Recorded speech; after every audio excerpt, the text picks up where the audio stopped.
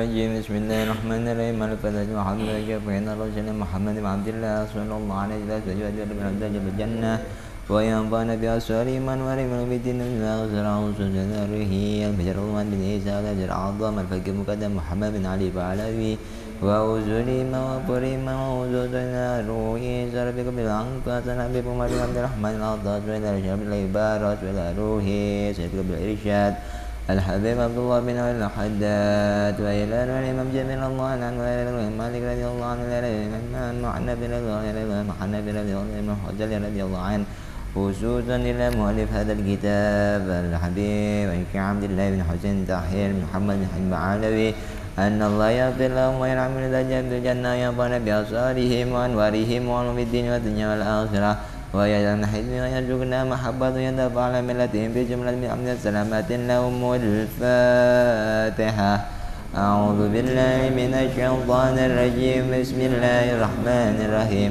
الحمد لله رب العالمين الرحمن الرحيم مالك يوم الدين إياك نعبد وإياك نستعين اهدنا الصراط المستقيم صراط الذين أنعمت عليهم غير المغضوب عليهم ولا الضالين آمين أعوذ بالله من الشيطان الرجيم بسم الله الرحمن الرحيم رب اشرح لي صدري ويسر لي أمري واحلل عقدة من لساني يفقهوا قولي ربي زدني علما وارزقني فهما آمين آمين يا رب العالمين قال المؤلف الكتاب رحمه الله تعالى ونفعنا به وبعلومه في الدارين آمين بسم الله الرحمن الرحيم فصل وينقض الوضوء ما خرج من السبيلين غير المني Alhamdulillah wa syukrulillah wassalatu wassalamu ala rasulillah Muhammad bin Abdullah sallallahu alaihi wa alihi wasallam. Melanjutkan daripada pembahasan yang kemarin, yakni sampai ke dalam bab wudu. Kemarin Syekh Musannif sudah menerangkan kita tentang rukun-rukunnya wudu. Maka pada kesempatan malam hari ini Syekh Musannif akan menerangkan kita satu fasal tentang wayang qudul wudu'u, yakni pembatalannya wudu. Ila yukal faslun wayang qudul wudu'u ma kharaja minas sabilaini khairal mani. Wayang qudul wudu'u, maka batalah wudu seseorang, atau bisa juga dapat membatalkan wudhu seseorang ma kharaja minas sabilaini ghairal mani, yakni sesuatu yang keluar dari salah satu dua jalan selain daripada mani. Maka yang namanya mubtilatul wudhu arba'atu asya. Pembatalannya wudhu itu keseluruhan ada 4 perkara. Yang pertama, bila mana orang yang berwudu keluar dari salah satu dua jalannya itu sesuatu, baik yang mu'tadan au nadhran. Baik perkara yang keluar itu perkara yang biasa memang keluar, seperti angin ataupun air kencing ataupun dan lain sebagainya. Ataupun perkara yang keluarnya itu perkara yang jarang, seperti apa? Keluar nanah, keluar umpamanya darah, maka tetap hukumnya membatalkan wudhu. Ghairal mani, kecuali daripada mani. Kenapa kok mani nggak dapat membatalkan wudhu? Karena yang namanya keluar mani itu mewajibkan perkara yang lebih besar daripada wudhu, yakni mandi junub atau mandi wajib. Wa masuqubulil adami aw halkati duburihi bi batnil kaffi bila hail. Dan perkara yang kedua adalah menyentuh, mengusap, tersentuh daripada kubul bangsa Adam. Kubul itu alat kelaminnya laki-laki ataupun perempuan, walaupun itu punyanya sendiri, Maka kalau orang habis mandi terus wudhu, belum berpakaian, ketika berpakaian kok tersentuh alatnya tersebut, maka wudhunya batal. Tapi di sini ada qaid, yakni apa? Dzakar, bukan keseluruhan daripada alatnya, bukan, tapi pas di pucuknya saja, yakni pas di helmnya saja yang terbuka daripada kulitnya itu. Bibatinil kafi, yang mana tersentuhnya itu yakni dengan dalam bagian dalam telapak tangan kita. Patokannya bagian dalam tuh ketika dirapatkan, yakni bagian-bagian yang tidak terlihat oleh mata kita ketika telapak tangan kita itu dirapatkan. Maka kalau umpamanya tersentuhnya itu di pinggiran sini ataupun di punggung telapak tangan, maka lam ya betul, tidaklah batal wudhunya. Yang batal itu pas ketika kita rapatkan kedua telapak ini bagian yang tidak terlihat oleh mata. Ketika bagian tersebut kok tersentuh daripada zakar kita, ataupun kalau di dalam organnya wanita ya di dalam wanita, maka batal wudhunya. Begitupun au halqati duburih, ataupun leng-lengannya dubur. Kalau bahasa kedokterannya apa sih ya? Dah pokoknya bool dah bahasanya. Sesuatu yang hanya terlihat ketika jongkok. Sesuatu yang terlihat ketika jongkok. Kalau umpamanya nggak jongkok, nggak kelihatan itu sesuatu tersebut. Umpamanya nggak jongkok lagi berdiri kelihatan, ya berarti sakit. Ya. Kalau normal mah kelihatannya pas waktu jongkok.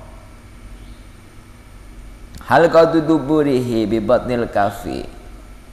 Bila hailin, yang mana tersentuhnya itu tanpa ada halangan, umpamanya ada plastik di sini atau ada kain di sini, kok tersentuh, nggak apa-apa. Sentuhnya itu tanpa halangan. Kemudian yang ketiga yang membatalkan wudhu, walam subasyaratil ajnabiyah ma'akibarihi, yakni tersentuhnya kulit lawan jenis yang mana ajnabi, bukan muhrimnya, magibrihi, serta besarnya atau sudah dewasa lawan jenisnya tersebut. Ya, kita tersentuh dengan orang wanita yang jual takjil atau petugas Indomaret, wudhunya batal. Bab apa? Bukan muhrim. Tapi kalau muhrim nggak batal. Patokannya batal itu apa? Kalau bukan muhrim. Muhrim itu apa? Muhrim itu ma'arromanikahuhu, yakni wanita yang haram untuk kita nikahi, itu yang namanya muhrim. Jadi kalau yang namanya bini kita, istri kita itu bukan muhrim. Ya kalau muhrim ya nggak boleh dinikahi. Oh jangan deket-deket, bukan muhrim. Emang kalau umpamanya ente udah nikahin terus jadi muhrim gitu ya? Enggak gitu.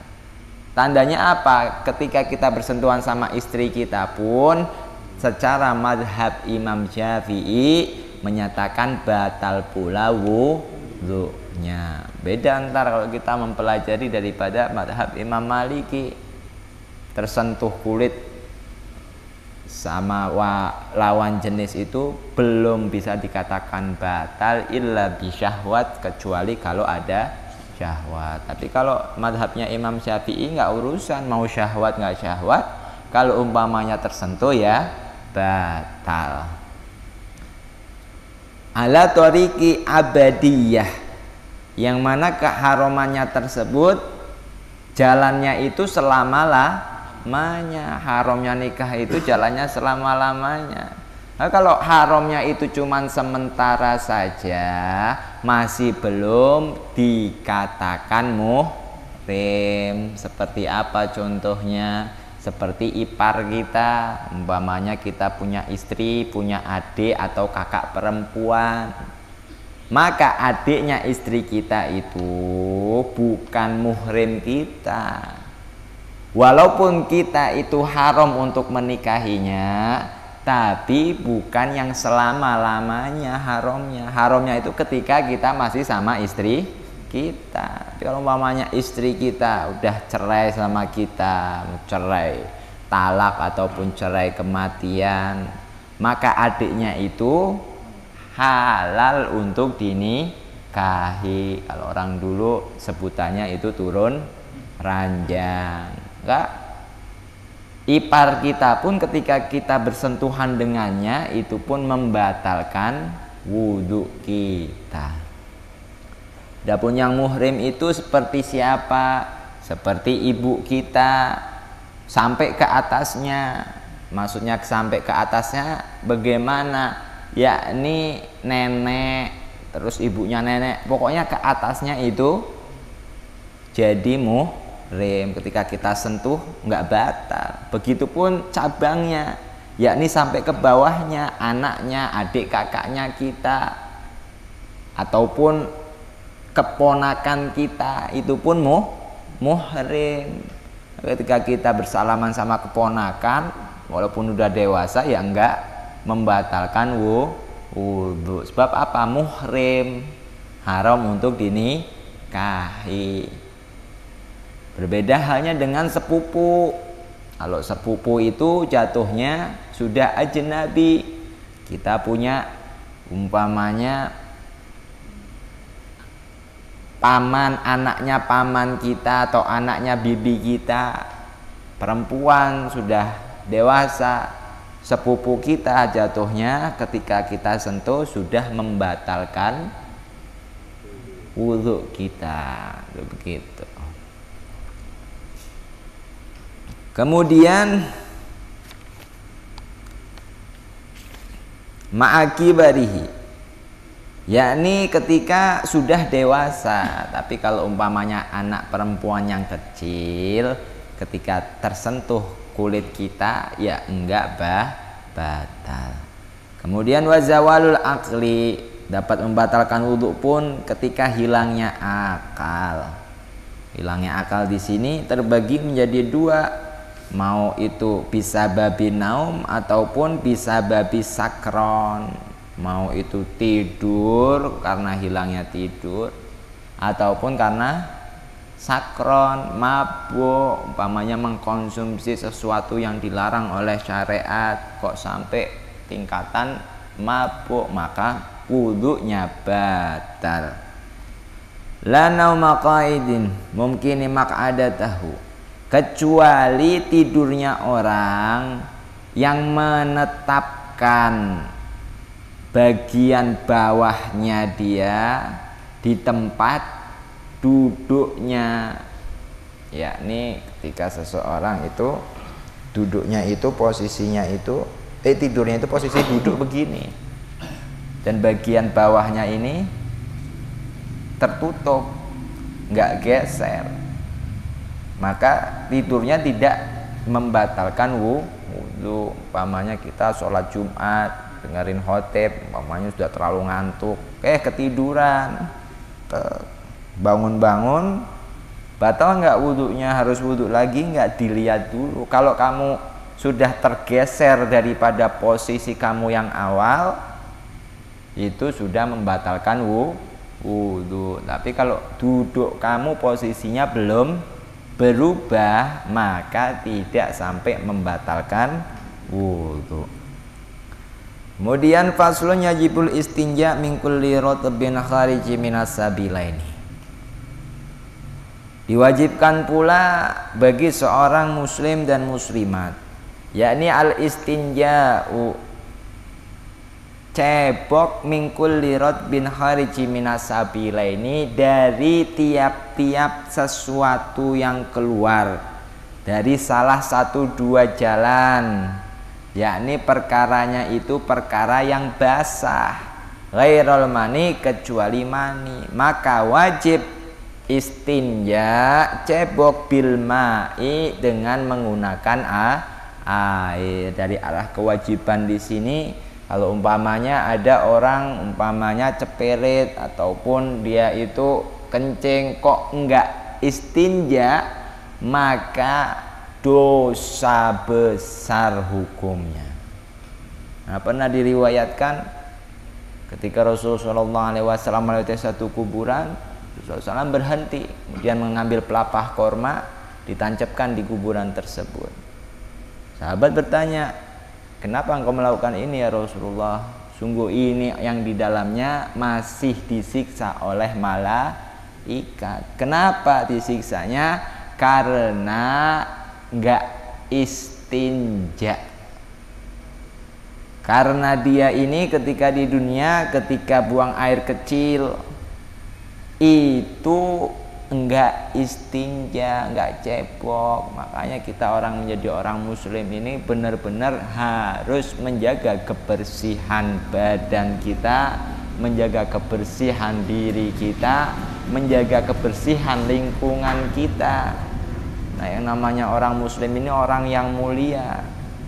Kamu boleh mengotori diri kamu, tapi bagi seorang muslim kamu harus memuliakan keislaman yang ada pada dirimu sendiri, yang rapih jadi orang. Mandi ya mandi, an-nadhafatu minal iman, karena yang namanya kebersihan itu sebagian daripada kesempurnaannya iman. Memuliakan yang mulia, kamu dititipkan Islam dalam diri kamu, maka jaga kemuliaan tersebut dengan cara bagaimana jangan sampai dipandang rendah oleh orang lain. Jangan sampai orang-orang kafir, orang-orang yang bukan Islam ini memandang orang-orang Islam itu orang-orang yang kotor. Makanya di dalam bab perkara wudhu sendiri itu, namanya orang Islam itu sangat terjaga kebersihannya. Bagaimana tidak, yang namanya wudhu minimal sehari itu 5 kali. Membersihkan bagian tubuhnya itu minimal sehari 5 kali. Tanda daripada kebersihannya seorang muslim. Ghairal mani, kecuali mani, ila ayyadhural mahal aw yamsahu bital masahatin. Bisa juga istinja itu menggunakan batu ataupun sesuatu yang satu makna dengan batu.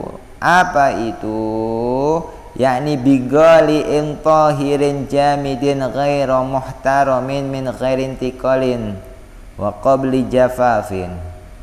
Yakni perkara-perkara yang qala', perkara-perkara yang dapat mencabut najis dari tempatnya. Tahirin, perkara yang suci. Jamidin, perkara benda padat. Ghairu muhtaramin, perkara yang bukan dimuliakan oleh syariat. Seperti apa? At-ta'am, makanan. Maka nggak boleh istinja pakai makanan. Contoh kayak pakai tisu boleh nggak? Iya boleh. Qali'in, tisu itu bisa memindahkan najis dari tempatnya ke tisu tersebut. Tahirin, suci juga. Jamidin, perkara yang padat. Min ghairin tiqalin, syaratnya sebelum najisnya tersebut berpindah. Tapi kalau sudah berpindah, umpamanya udah mili, udah mengalir ke paha-paha dan lain sebagainya, maka yata'ayyanu bil ma'i, harus istinjanya itu menggunakan air. Sudah nggak bisa lagi menggunakan batu atau tisu atau dedaunan yang kering, udah nggak boleh lagi. Syaratnya menggunakan batu dan satu mana dengan batu itu bisalati masahat, dengan 3 kali usapan. Jadi nggak cuma sekali doang, 3 kali di tempat yang berbeda. Faslun wa min syuruti sholati at-taharatu minal hadasil akbari. Saya ini membahas tentang syarat-syaratnya sholat yakni at-taharatu bersuci. Suci dari apa? Minal hadasil akbari, mau baik dari hadas besarnya. Apa sih? Wahwal ghuslu, yakni mandi. Walladzi yujibuhu khamsatu asya. Orang sholat itu syaratnya suci. Kalau umpamanya enggak suci, sholatnya enggak sah. Suci dari apa? Hadas besar ataupun hadas kecil. Hadas besar itu apa? Alladzi yujibuhu, yakni satu hadas yang mewajibkan untuk mandi janabah, untuk mandi besar. Khamsatu asya'in, yang termasuk hadas besar itu ada 5. Yang pertama hurujul mani, keluarnya mani, mau disengaja ataupun tidak disengaja. Seperti apa? Ihtilam, mimpi basah. Pokoknya keluarnya mani itu mewajibkan seseorang untuk mandi besar. Sebab orang tersebut tergolong masih terkena hadas besar. Kemudian wal jima'u, berhubungan badan, laki-laki perempuan, suami dan istri, walaupun tidak keluar mani, tapi ketika sudah iltifat, udah nempel, udah masuk seukuran helmnya, walaupun umpamanya tidak keluar mani, itu pun mewajibkannya untuk mandi besar. Wal haidu, kemudian haid, wan nifas wal wiladah, dan juga melahirkan. Wa furudul ghusli itnani, adapun rukun daripada mandi besar itu ada 2. Yang pertama niyatu raf'il hadasil akbari, yakni niat mengangkat hadas besar, wa nahwiha, ataupun seumpama semisal dengan niat tersebut. Kan sebelum mandi niat dulu, nawaitu ghuslil akbari atau nawaitu raf'al hadasil akbari fardhan lillahi ta'ala. Niatnya tersebut ketika air sudah nempel pada anggota badan kita. Jadi sebelum air itu nempel, nggak usah niat dulu dalam hatinya. Ketika air sudah nempel, kemana nempelnya terserah, mau ke tangan kek, mau ke kepala kek, mau kemana aja, di situ baru hati kita kerentek untuk niat. Kemudian yang kedua, wa ta'mimu jami'il badani, menyeluruhkan atau membasuh dengan keseluruhan semua anggota badan kita. Basyaron, mau itu kulitnya, wa sya'ron, ataupun rambutnya, wa in kathafa, walaupun rambutnya tersebut rambut yang tebal. Namanya kalau di bab wudhu kemarin diterangkan, kalau jenggot yang tebal itu hukum wudhunya bagaimana? Cuman wajibnya itu fi dhahiriha faqat, cuman di luarnya aja, di dalamnya enggak. Tapi kalau di mandi itu wajib dohir dan batinnya, luar dan dalamnya. Maka umpamanya orang sekarang rambutnya itu gimbal, maka wajib sebelum mandi itu melepaskan kegimbalan rambutnya dulu. Sebab apa? Umpamanya kegimbalan tersebut umpamanya dibasuh dengan air, nggak sampai masuk ke dalamnya, maka wajib untuk dicopot dulu. Umpamanya kepang-kepangnya harus diudarin dulu. Itu begitu. Bab berbeda sama di bab wudhu. Kalau bab wudhu mah cuma dohirnya doang, tapi kalau di bab mandi keseluruhannya harus terkena oleh air, kulitnya dan juga rambutnya. Faslun syurutut toharoti. Ini fasal membahas tentang syarat toharoh, bersuci. Yang pertama al-islamu, yakni beragama Islam. Maka tidak sah bersucinya orang yang kafir. Orang kafir umpamanya melakukan hadas besar, kok dia mandi? Ya mandinya enggak sah, sebab syaratnya bersuci itu Islam. Wat tamyiz, kemudian tamyiz, bisa membedakan perkara yang baik dan yang buruk, perkara yang bermanfaat dan perkara yang madharat. Wa adamul mani min wusulil ma, dan disyaratkan pula tidak adanya perkara yang dapat mencegah datangnya air ilal mahsuli, pada bagian yang mau dibasuh. Seperti apa? Sisik ikan, hilangin dulu tuh perkara-perkara yang begitu, pamannya bekas-bekas tinta dan lain sebagainya dari perkara-perkara yang dapat mencegah datangnya air ke bagian yang akan dibasuhnya. Kemudian wasailani, mengalirkan air ke anggota tersebut. Wa ayyakunal ma'u mutahhiran, dan disyaratkan pula adanya air yang digunakan buat bersuci itu air yang suci dan juga bisa mensucikan. Kalau ntar di kitab fikih yang lebih lebar lagi dijelaskan, harus mensucikan ini yakni yang dinamakan ma'ul mutlak, air yang mutlak. Mutlak dari apa? Mutlak dari angqaidil lazim, daripada nisbat nama yang lainnya. Contoh apa? Contoh air, kopi. Nah, berarti air sudah dinisbatkan sama kopi, berarti bukan air yang bisa untuk bersuci, atau air teh, air susu dan lain sebagainya, sebab sudah nggak mutlak lagi. Bagaimana Beb kalau umpamanya air laut? Nah, itu kan dinisbatkan sama laut, atau air sumur, kan air dinisbatkan sama sumur, berarti kan sudah bukan air suci mensucikan lagi, bukan air mutlak lagi. Oh enggak, sebab qaid di sini yang dikatakan qaidil lazim. Adapun air laut dan air sumur itu dikatakan qaidil munfak, ataupun qaidnya itu hanya sementara saja. Sebab apa? Yang namanya air sumur dikatakan dinisbatkan sumur itu ketika di sumur, ketika diambil dimasukkan ke dalam kendi jadinya air kendi, dimasukkan lagi ke ember jadinya air ember. Berbeda sama kopi. Kalau kopi mau tempatnya di mana aja tetap dinamakan air kopi, mau tempatnya itu di kendi, mau di ember, mau di gelas, mau di mana aja, nggak bisa lepas dari nisbatnya tersebut.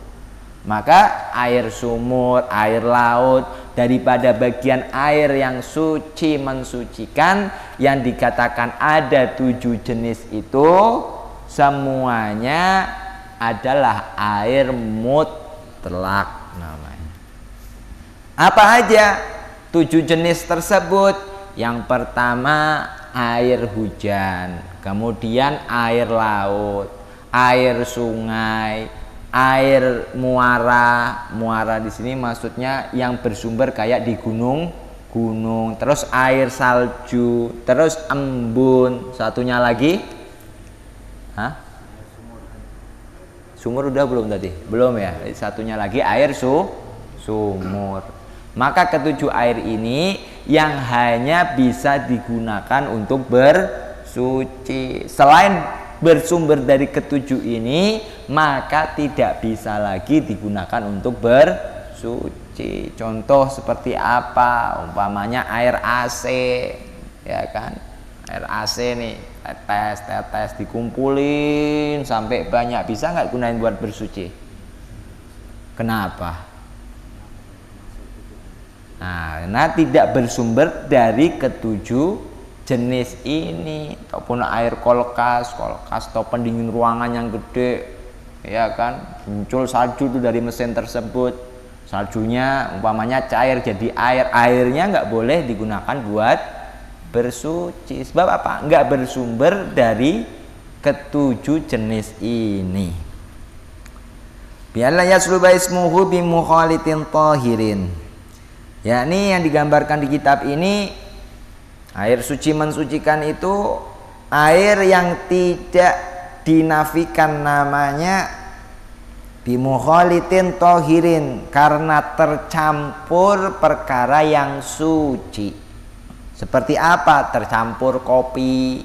Kopi itu perkara yang suci, kecampur teh, kecampur susu. Umpamanya kecampur perkara yang suci, sudah tidak lagi bisa digunakan untuk bersuci. Tapi batasannya bi alla yasluba ismuhu, sekiranya namanya tersebut tidak nafi. Maksudnya bagaimana? Kalau umpamanya air 1 gelas gede nih, gelas ini segini gedenya umpamanya, kecampuran kopi 1 sendok kecil,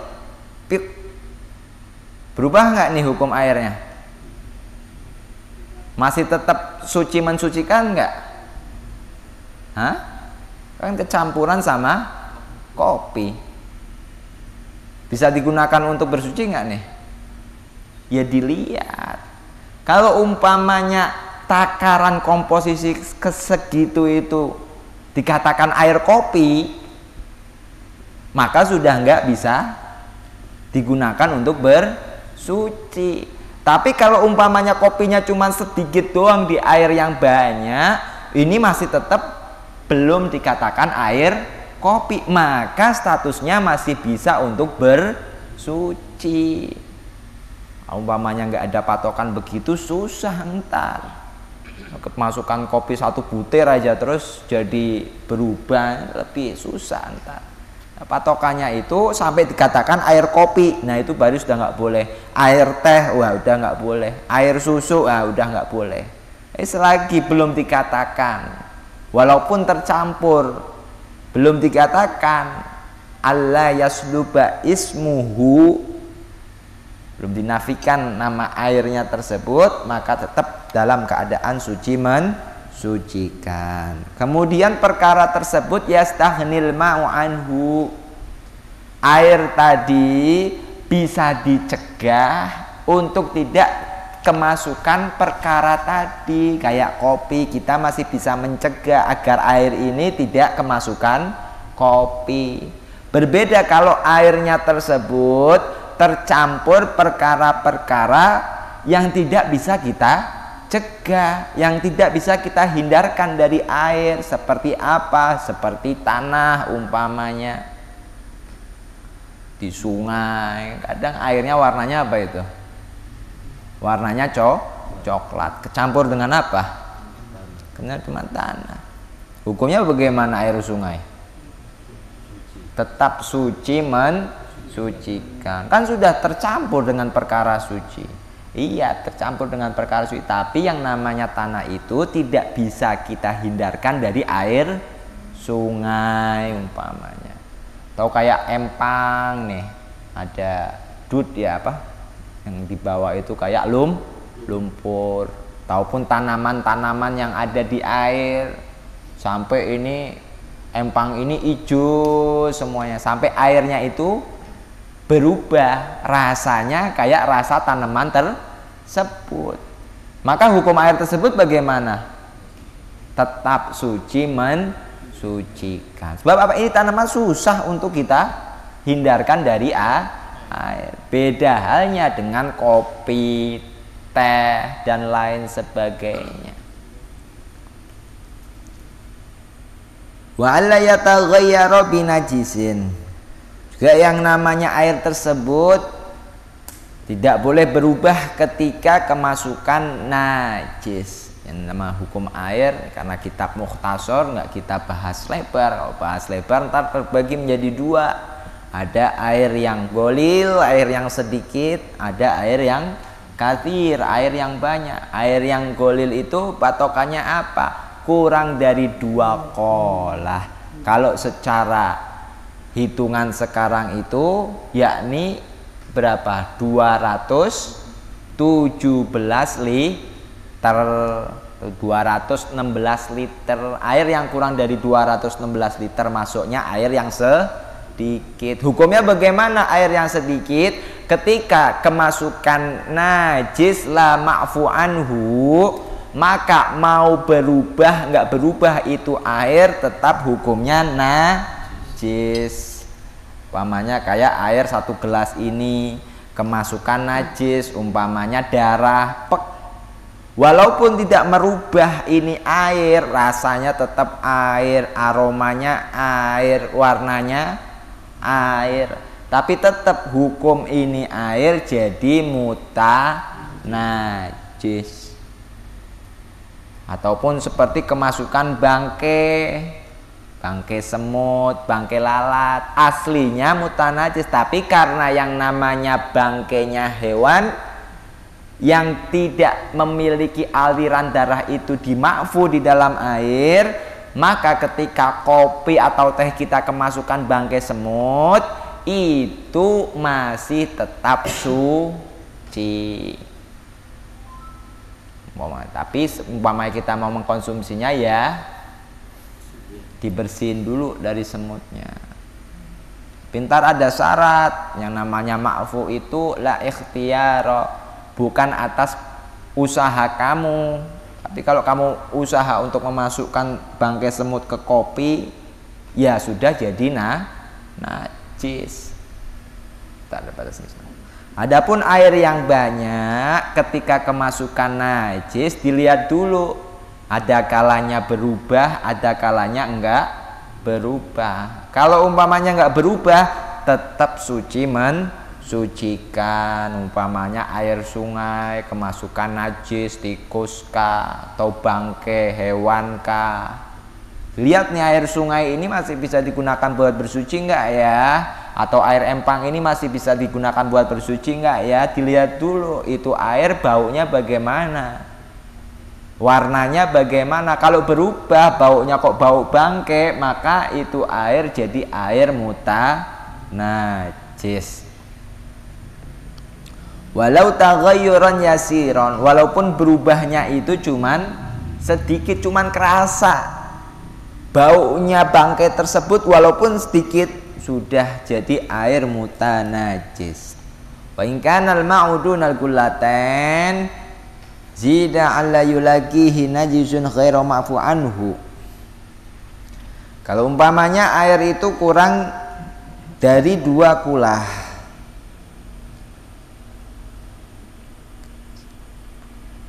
kemasukan najis yang tidak dimakfu, maka sudah langsung otomatis jadi air najis. Wala istamala fi raf'il hadas, maka sudah tidak bisa lagi digunakan untuk mengangkat, menghilangkan hadas. Gak bisa digunakan untuk wudhu, gak bisa untuk mandi, gak bisa untuk bersuci. Itu jenis air yang suci tapi tidak bisa mensucikan. Tetapi air suci tidak bisa mensucikan, masih bisa digunakan untuk konsumsi, untuk keperluan konsumsi. Seperti apa? Nyuci piring atau direbus buat air kopi masih boleh. Sebab apa? Tohir, derajatnya itu masih suci. Tapi sudah nggak bisa lagi buat wudhu, buat mandi dan lain sebagainya. Tapi kalau buat keperluan konsumsi keseharian masih bisa. Umpamanya buat mandi bisa nggak? Ya bisa. Air suci nggak mensucikan, itu masih bisa buat mandi. Tapi mandinya bukan mandi yang dapat menghilangkan hadas besar, buat bersihin badan doang nggak apa-apa. Tapi kalau umpamanya air tersebut sudah masuk ke dalam tingkatan air mutanajis, maka sudah nggak bisa buat bersuci, pun nggak bisa buat konsumsi. Nggak bisa kita masak air umpamanya buat bikin teh atau kopi pakai air tersebut, jatuhnya haram. 1 tetesnya pun sudah diharamkan masuk ke dalam tubuh kita. Sebab apa? Perkara najis. Yang diharamkan sama Allah Ta'ala untuk dikonsumsi itu perkara yang najis, seperti homer, seperti minum-minuman keras. Haramnya minum-minuman keras itu bukan karena memabukkannya, tapi karena najisnya, tergolong sesuatu yang najis. Walaupun kita minum tersebut tidak memabukkan diri kita, tetap berdosa. Nah, kalau umpamanya haramnya itu karena memabukkan, kalau minumnya cuma setetes 2 tetes jadi halal kan enggak. Haramnya itu karena najis. Sama air-air mutanajis yang sudah kemasukan najis itu tidak boleh lagi buat konsumsi kita. Wa man lam yajidil ma au kana yadhurruhul ma tayammama ba'da duhulil waqti. Saya musoni bagaimana kalau umpamanya saya mau sholat, mau wudhunya nggak ada air, ataupun ada air ya musonif, tapi anak kalau pakai itu air jadi madharat. Umpamanya saya lagi sakit, pakai air sakitnya tambah parah umpamanya, maka tayammama ba'da duhulil waqti. Kamu boleh bersuci dengan cara tayamum, tapi syaratnya setelah masuknya waktu. Kalau umpamanya dalam hal wudhu, kita mau sholat duhur, wudhu, pakai wudhu jam 10 wudhu untuk digunakan sholat duhur umpamanya jam setengah 1, boleh nggak? Tetap boleh selama belum batal. Tapi kalau tayamum itu nggak boleh bertayamum, nggak sah tayamumnya sebelum duhulil waqti. Umpamanya kamu mau sholat duhur pakai tayamum, maka tayamumnya tersebut harus masuk waktu duhur. Nggak bisa setengah 12 tayamum, setengah 1 kita sholat duhur pakai tayamum, itu nggak bisa. Syaratnya itu begitu. Wazawal najasah, kemudian hilangnya najis dari badan kita, dari pakaian kita. Mau tayamum, bersihin dulu badan kita, jangan sampai ada najis-najis yang berjenis ainiyah. Wa ma'rifatil kiblah, tahu dulu arah kiblat, oh kiblatnya ke situ, tahu. Biturabin khalisin tahurin lahu hubbaru fil wajhi wal yadain. Yang mana yang namanya tayamum itu menggunakan debu yang murni, yang mensucikan, dan juga masih ada kekebulnya, masih punya debu itu ya, punya kebul lah. Namanya di meja ini berdebu lah, ini debunya itu kan masih punya kebul, itulah yang bisa digunakan buat tayamum.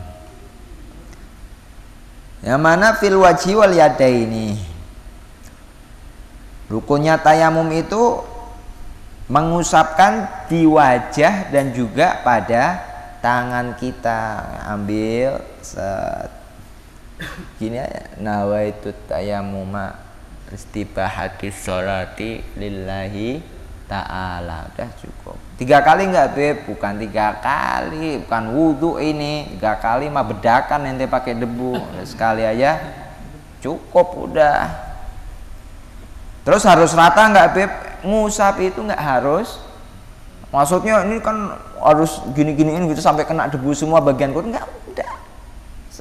Coba yakin ratanya udah. Baru tangan set. Nih. Ambil lagi, baru tangan. Nah, caranya tayamum. Singkat banget Beb, kitabnya yang singkat. Kalau dipanjangin airnya nggak hatam-hatam. Ini ngaji pasaran sih masalahnya, bukan ngaji harian. Yang baru bab fikih aja udah Syawal, ntar udah Idul Fitri, nggak hatam-hatam akhirnya. Yang singkat-singkat aja. Kemudian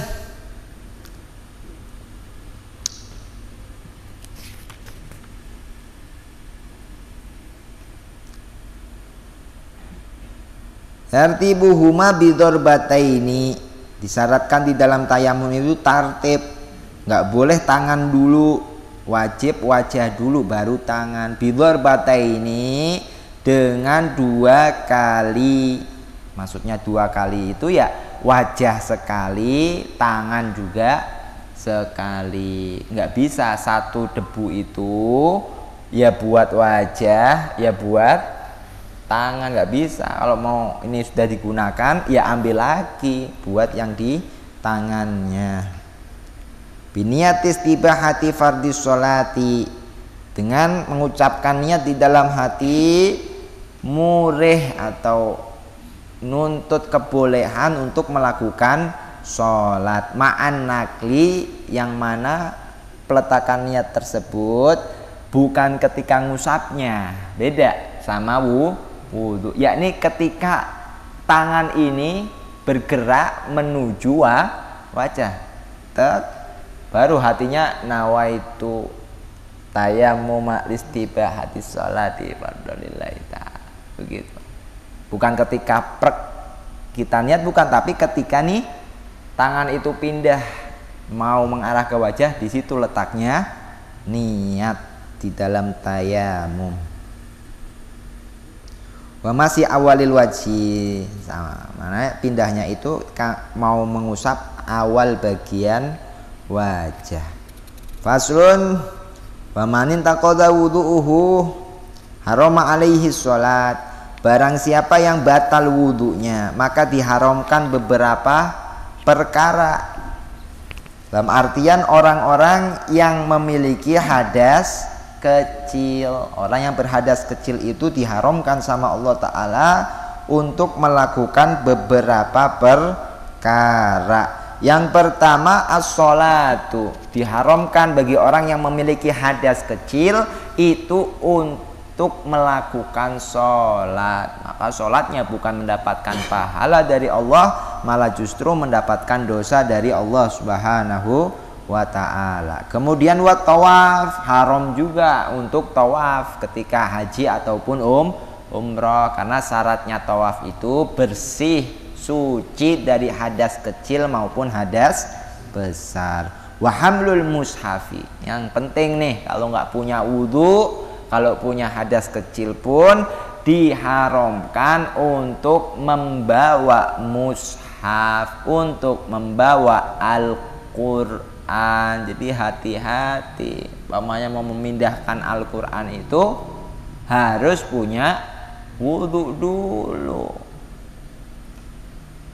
La yamassuhu illal mutahharun. Nah, nggak boleh kita ini menyentuh Al-Quran kalau tidak dalam keadaan berwudhu. Ntar ada sama ulama umpamanya di dalam bagian madorot, umpamanya kita membawa Al-Quran ini memindahkannya biamtiah, dengan perkara lain. Digambarkan di situ walaupun dengan jarum, tapi niat membawanya itu bukan membawa Al-Quran tapi membawa perkara baru tadi. Contohnya ada Al-Quran di sini nih, Al-Quran. Kamu nggak punya wudhu nih, ambil apa umpamanya ini, tempelin, bawa. Tapi niatnya bukan bawa Al-Quran tapi bawa ininya gitu. Wa masu juga haram, orang yang tidak punya wudhu itu menyentuh Al-Quran. Illa lisabilid darasah, kecuali bagi anak kecil yang akan dipakai untuk ngaji. Jangan kita mencegah anak kita, anak itu belum punya wudhu nih, terus dia ngambil Al-Quran, ya nggak apa-apa, nggak dosa gitu loh. Tapi kalau kita mau buat mengajarkan anak kita dari dini, ya nggak apa-apa dikasih tahu, nak, kalau mau nyentuh Al-Quran itu pakai wudhu dulu sebelumnya. Tapi nggak kayak gitu pun nggak masalah, sebab lisobili dirasah, kecualikan yakni anak kecil yang untuk dipakai ngaji. Wal jami hadhihi wa qiraatil Qur'an. Kemudian diharamkan pula bagi orang yang memiliki hadas besar. Apa perkara-perkara yang diharamkan di dalam hadas kecil? Orang hadas besar itu seperti apa? Tadi sudah disebutkan, ada 5 perkara: hurujul mani, jima, haid, nifas, dan wiladah. Haram untuk apa? Melakukan perkara yang diharamkan pada dosa pada hadas kecil. Nggak boleh sholat, nggak boleh nyentuh Al-Quran, nggak boleh bawa Al-Quran. Ditambah lagi kalau hadas besar ada tambahannya apa? Qiraatul Qur'ani, diharamkan untuk membaca Al-Quran. Makanya kita kalau punya hadas besar sebelum mandi itu dilarang baca Al-Quran. Baca Al-Quran ini nggak perlu menyentuh, di hafalan kita aja itu sudah haram. Belum mandi besar sudah, pamanya sambil nunggu kamar mandi inilah, daripada nganggur mending baca Al-Quran aja di hafalan. Baca Al-Fatihah lah, Bismillahirrahmanirrahim, Alhamdulillahirabbil alamin, Ar-Rahmanirrahim. Maka dosa baca Al-Qurannya.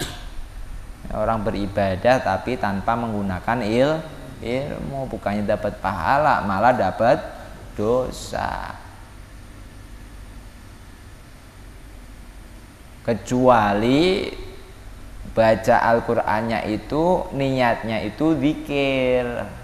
Seperti contoh kita masih hadas besar, dengar umpamanya saudara kita kena musibah, sunahin ngucap baca apa?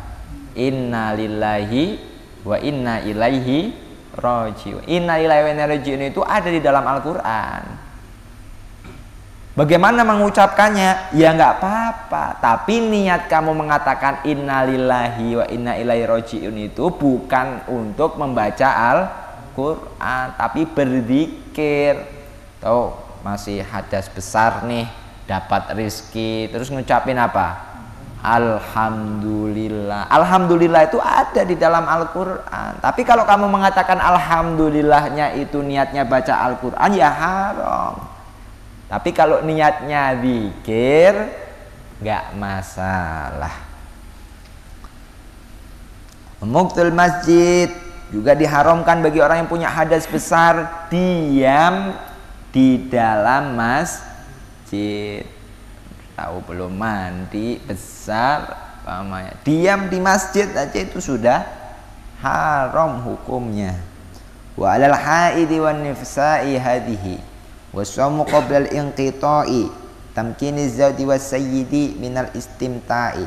Dan bagi orang yang haid dan nifas ada tambahan keharaman apa? As-saumu qabla al-inqita', yakni puasa sebelum terputus haid ataupun nifasnya. Kalau junub yang lainnya puasanya tetap wajib. Umpamanya belum mandi karena khurujul mani, ya tetap wajib puasa. Sah nggak puasanya? Ya sah. Bab yang namanya puasa itu nggak disyaratkan harus suci dari hadas besar dan hadas kecil. Disyaratkannya harus tidak ada perkara yang menghalanginya. Seperti apa? Haid dan nifas. Haid dan nifas diharamkannya, tambah lagi apa? Puasanya pun itu diharamkan. Wa tamkinuz zawj, dan juga berhubungan dengan suaminya haram juga. Haram.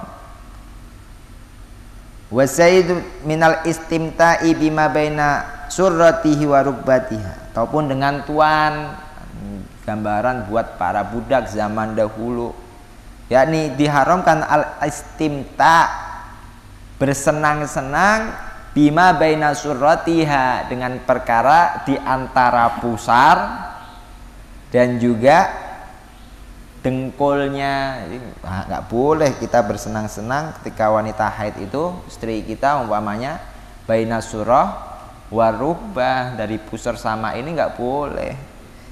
Yang lainnya bagaimana, Beb? Ya udah sikat aja.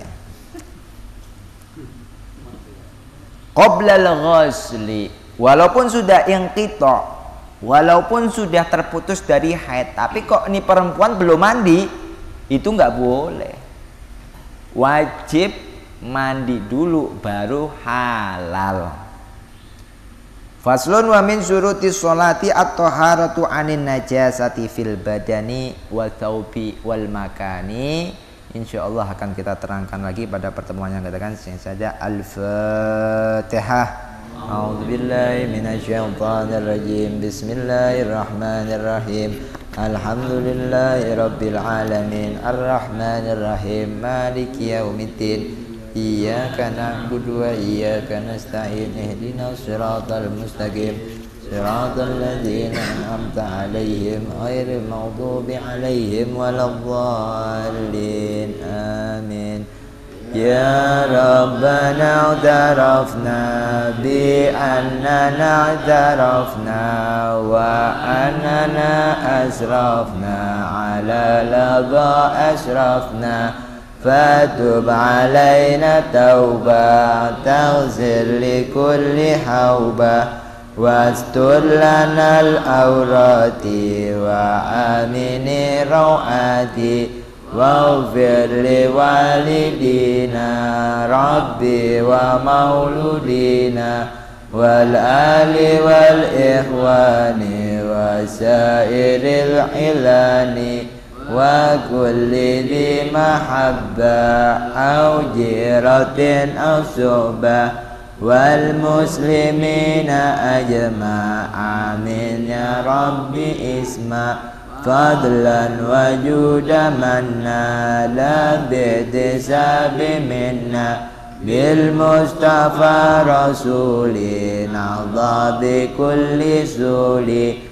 Salla wa sallam rabbi alaihi addal habbi wa alihi wa sahbihi adada ta'si suhbi walhamdu lil ilahi fil bad'i wat tana'i subhana rabbika rabbil izzati amma yasifun wa salamun alal mursalin walhamdulillahi rabbil alamin.